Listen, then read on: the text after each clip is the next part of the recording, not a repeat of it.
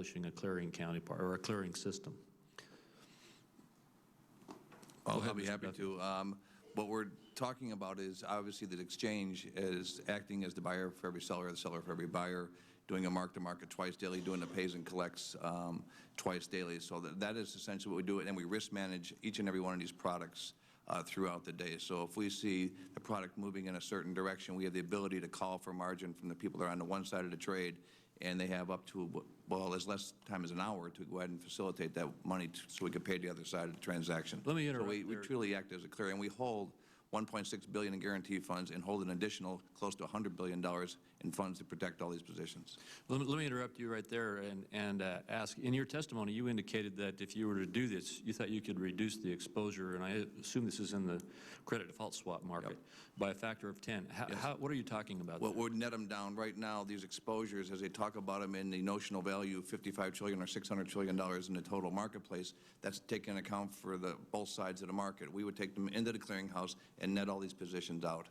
And so you net out and compress down the risk associated with them. So the net risk would be dramatically reduced because... Reduced by 10 is the way we figure it right now, yes, sir. All right, thank you. Anybody else want to jump in on that? Mr. Short?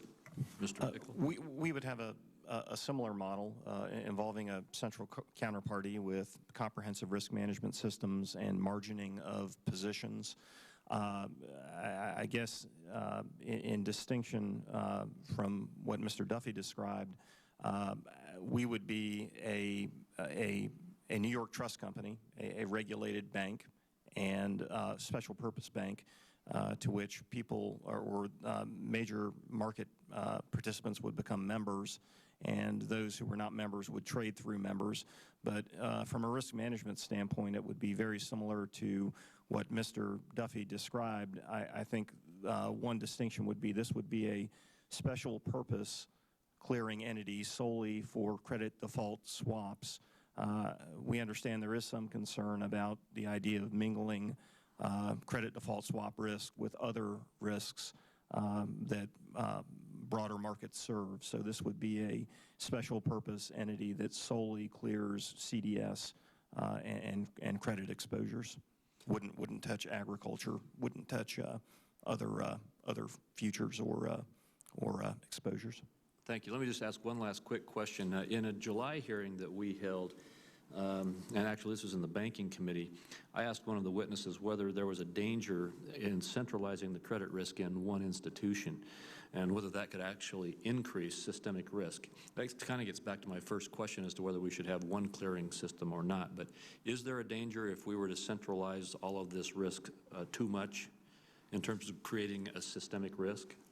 I'll just speak on behalf of the CME Group. I don't believe so, Senator. I mean, we look at the products that we trade today. ICE has basically some exclusives on some of their products, one being the Russell 2000 futures contract, so they're the only one that's able to trade that.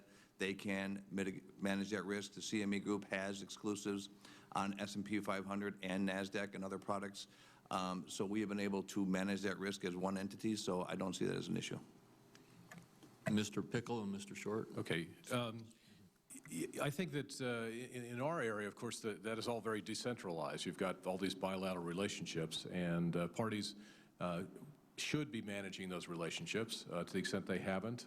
That's something that they should improve in terms of their internal processes and risk management. But there are protections in place, including regular calls for collateral, movements of collateral even on a daily basis between counterparties. In fact, a situation like AIG, what they had agreed to was not regular exchange of collateral for their positions, but provision of collateral only upon a downgrade. And so when they were downgraded, all of a sudden they had a significant liquidity requirement to post collateral for those trades. If, as we think is the better practice, and I think banking supervisors encourage their banks to do this, they have regular collateral exchanging in the relationship. If you see your position declining, you have that additional discipline as well as the credit protection of collateral that you've introduced to that relationship. So certainly the clearinghouses have a good record of managing that risk and being able to take on significant risks and managing it effectively. But there's also a great benefit to having this diffuse nature of managing risk on a bilateral basis. Thank you. My time is up. Thank you, Senator Lincoln. Thank you, Mr.